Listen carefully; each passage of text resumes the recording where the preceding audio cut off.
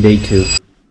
We're tired and a little bit sore, but we're ready to go. Savelletri, we're coming.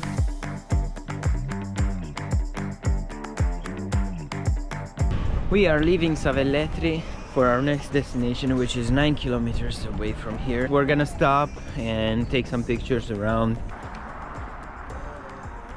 These olive trees are really old. There are some of them that are hundreds and hundreds of years. You see how all these branches are cut? They mainly do this to allow the tree to grow more olives the next year.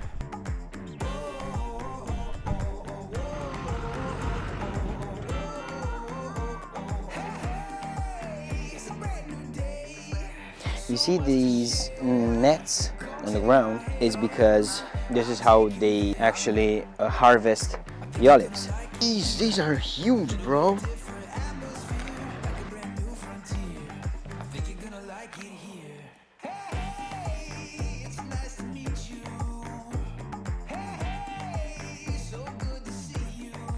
If you've never seen an olive straight from the tree, this is how they look like.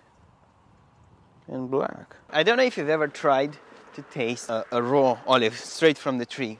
It's so very different than the olives that you find in the jars at the supermarket. If you try one of these straight from the tree, they're so bitter. There is also another version of olives that are sweeter, they're called sweet olives, but they're not sweet at all. They're still bitter. But once you cook them, you fry them a little bit, they become really nice.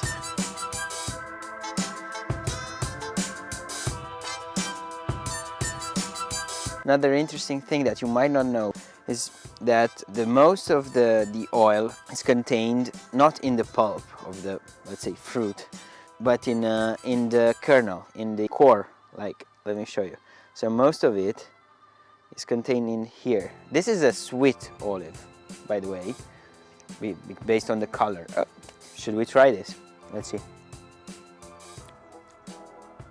It's actually not bad because it's a sweet one. It stains a lot, so be careful.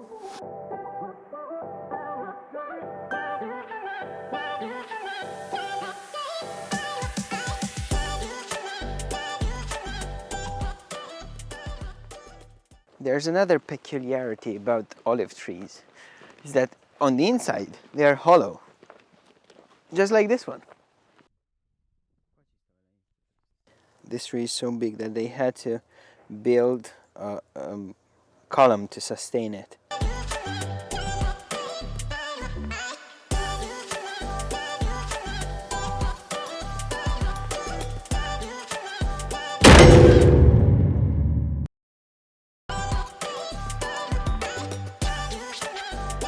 Yesterday we saw a dead tortoise. Today we're seeing a snake. Oops, can you see it? Oh, it just went away. We are moving towards the seaside again, and the probability that some bird will shit on our head is very big right now.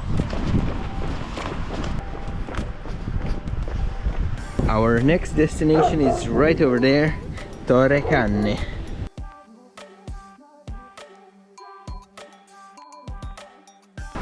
Alright, here we are, Torre Canne, our second destination. It took us 4 hours to get here. It should have taken us an hour and a half. But we're here. We're gonna go grab a coffee and then check in and see what the city looks like. At this point we reached Torre Canne. The city was pretty small, but quite nice and, I don't know, cozy, I would say. But unfortunately it was very empty because this is a seaside city, therefore during winter there's nobody there. You cannot find almost any shop open, to be honest. That's why we headed to the bed and breakfast, chilled out a little bit, had some dinner, and then went to bed because we were tired. And the next day proved to be pretty interesting. Stay tuned for the next episode.